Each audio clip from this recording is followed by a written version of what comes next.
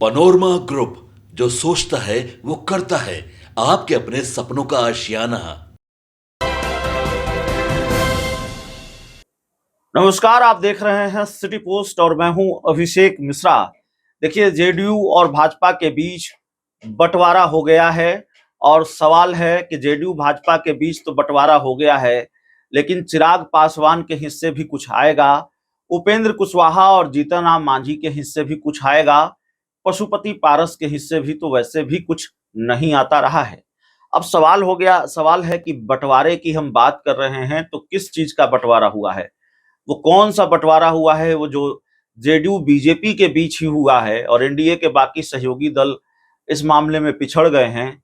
NDA के बाकी सहयोगी दलों को अभी कुछ मिला नहीं है और शायद ही मिलने की उम्मीद है। मिलेगा कि नहीं मिलेगा ये देखना पड़ेगा। क्या हम बिहार में विधानसभा सीटों की बात कर रहे हैं? क्या विधानसभा की सीटें बंट गई हैं? क्या विधानसभा के 4 सीटों पर उपचुनाव होना है तो उस उपचुनाव को लेकर सीटें बंट गई है, कौन किस सीट पर लड़ेगा? नहीं, हम न तो विधानसभा की सीटों की बात कर रहे हैं, न विधानसभा उपचुनाव की बात कर रहे हैं।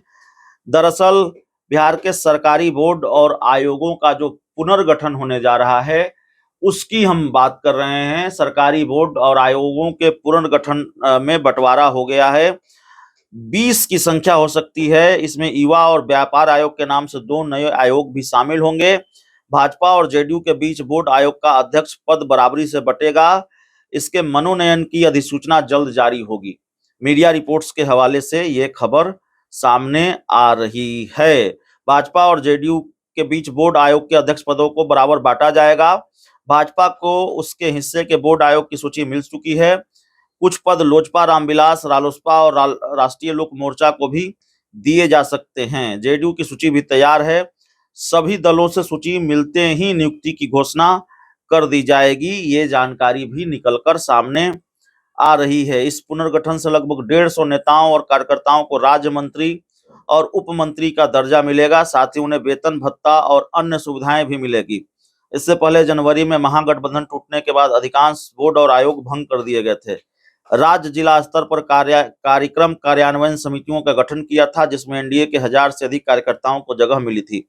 अब प्रखंड स्तर पर भी समितियों का गठन किया जा रहा है। तो जो आयोग हैं उसकी चर्चा हम कर देते हैं। किसान आयोग, सवर्ण आयोग, अनुसूचित जाति आयोग, अनुसूचित जनजाति आयोग, बाल श्रमिक आयोग, सुन्नी वक्फ बोर्ड आयोग, पिछड़ा वर्ग आयोग, युवा आयोग, व्यापार आयोग एवं संस्कृत शिक्षा आयोग।